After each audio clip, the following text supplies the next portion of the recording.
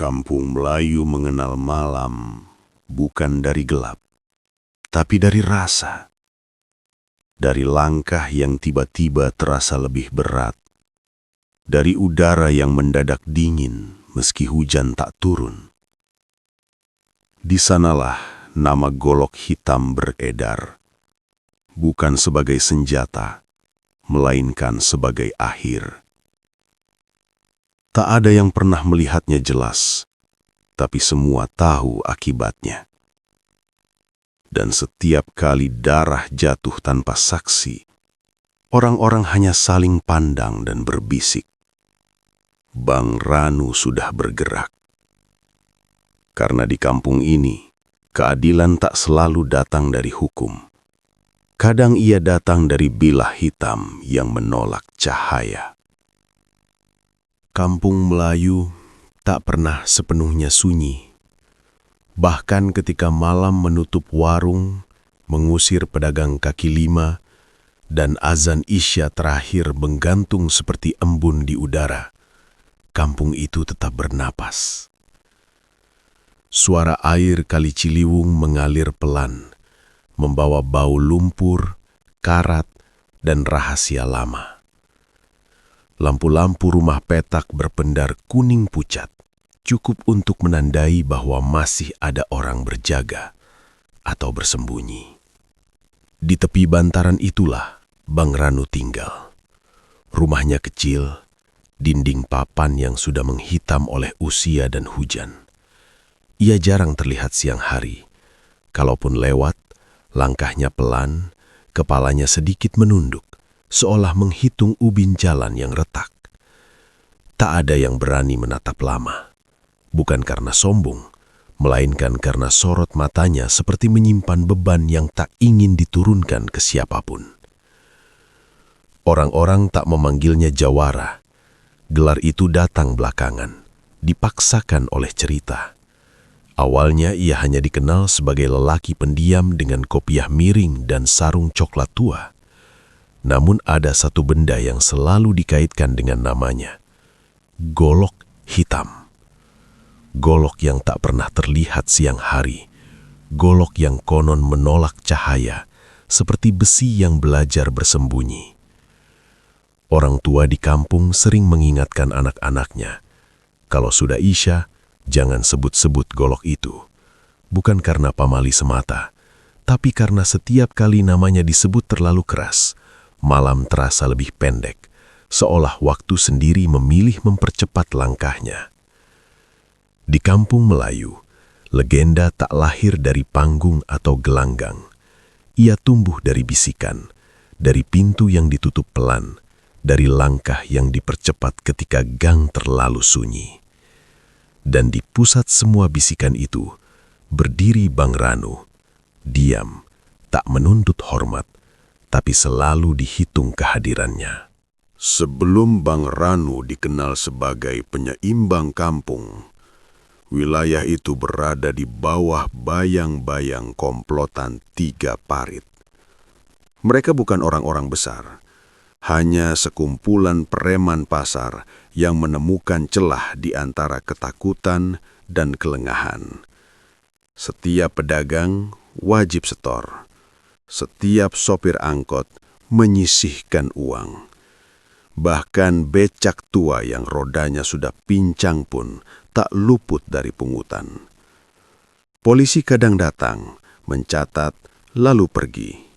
Yang tinggal hanya rasa takut dan kebiasaan menunduk. Kampung Melayu belajar hidup dengan punggung sedikit membungkuk. Malam ketika semuanya berubah, datang tanpa tanda. Seorang bocah duduk terisak di depan musola, memeluk lututnya. Ayahnya tak pulang dari narik becak. Subuh menyingsing membawa kabar pahit.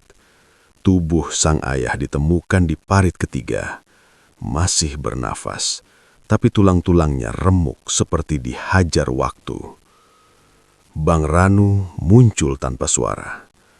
Ia duduk di tangga musola, menatap air kali yang hitam.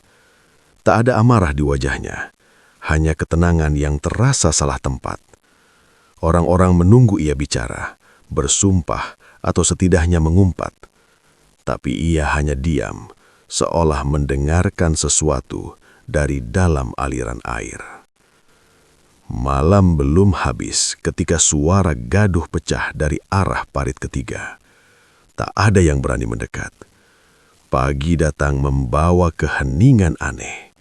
Lapak-lapak kosong, rumah kontrakan terbuka. Komplotan 3 parit lenyap seakan ditelan tanah. Di tanah dekat parit, darah mengering rapi. Tak banyak, cukup untuk menandai bahwa sesuatu telah selesai. Sejak hari itu, Kampung Melayu berdiri sedikit lebih tegak, dan nama Bang Ranu mulai diucap dengan jarak. Golok hitam itu tak pernah dipamerkan. Bahkan mereka yang mengaku pernah melihatnya tak sepakat soal bentuknya. Ada yang bilang bilahnya pendek dan tebal. Ada pula yang bersumpah panjangnya tak wajar. Yang sama hanya satu, warnanya gelap, seperti menyerap cahaya di sekitarnya. Konon golok itu ditempa oleh guru silat tua dari Batavia lama. Besinya direndam bukan dengan air, melainkan dengan sumpah. Setiap ayunan mengikat jiwa pemiliknya. Salah sasaran, salah niat, harga yang dibayar bukan sekedar darah lawan, tapi hidup penebasnya sendiri. Itu sebabnya Bang Ranu jarang bertindak. Ia tak pernah meminta bayaran, tak mau dihormati. Namun ia meninggalkan pesan yang sederhana dan berat pada warga kampung. Jangan menindas yang lemah. Selama ia ada, keseimbangan harus dijaga. Golok itu hanya keluar ketika semua jalan lain tertutup, ketika kata-kata tak lagi cukup. Dan setiap kali bilah hitam itu meninggalkan sarungnya, akibatnya tak pernah perlu dijelaskan. Kampung belajar membaca tanda tanpa perlu saksi. Jakarta berubah pelan, lalu tiba-tiba. Surat-surat datang bersama orang-orang berjas. Mereka bicara tentang pembangunan, tentang kepentingan yang lebih besar. Di belakang mereka berdiri preman bayaran, wajah-wajah asing yang tak mengenal adat kampung. Malam itu, lampu rumah dimatikan lebih awal, pintu dikunci, anak-anak disuruh tidur. Bang Ranu berdiri di tengah jalan, tubuhnya seperti patok yang menahan arus. "Ini bukan urusan lo," kata salah satu preman. Bang Ranu mengangguk pelan. "Iya," jawabnya, "ini urusan kampung." Golok hitam keluar. Tak ada teriakan, tak ada pertarungan panjang. Hanya satu tebasan, cukup untuk menanamkan pengertian. Preman-preman itu pergi, membawa takut yang tak bisa mereka jelaskan. Pagi berikutnya, Bang Ranu menghilang. Rumahnya kosong. Golok hitam tak pernah ditemukan. Ada yang bilang ia pergi sebelum sumpah menagih bayaran. Ada pula yang percaya ia tak pernah benar-benar pergi. Sampai hari ini, Kampung Melayu masih percaya jika malam terlalu sunyi dan langkah berat terdengar di gang sempit, jangan menoleh. Bisa jadi itu si golok hitam dari Kampung Melayu masih berjaga. Tak ada makam atas nama Bang Ranu. Tak ada doa khusus yang menyebut golok hitam. Tapi Kampung Melayu tetap hidup dengan satu keyakinan. Kejahatan yang terlalu rakus tak pernah benar-benar pergi. Ia hanya berpindah tangan. Dan selama malam masih bisa terasa lebih dingin dari seharusnya, selama langkah berat masih terdengar di gang tanpa bayangan, orang-orang tahu penjaga itu belum selesai. Ia hanya tak lagi butuh wajah, karena keadilan sejati tak pernah meminta dikenang. Kisah ini mengingatkan bahwa kekuatan sejati bukan terletak pada kekerasan, melainkan pada keberanian menjaga batas. Bang Ranu bukan pahlawan yang haus pujian. Ia hadir ketika hukum tak mampu berdiri tegak. Namun cerita ini juga menegaskan, kekuasaan tanpa niat yang bersih hanya melahirkan kehancuran.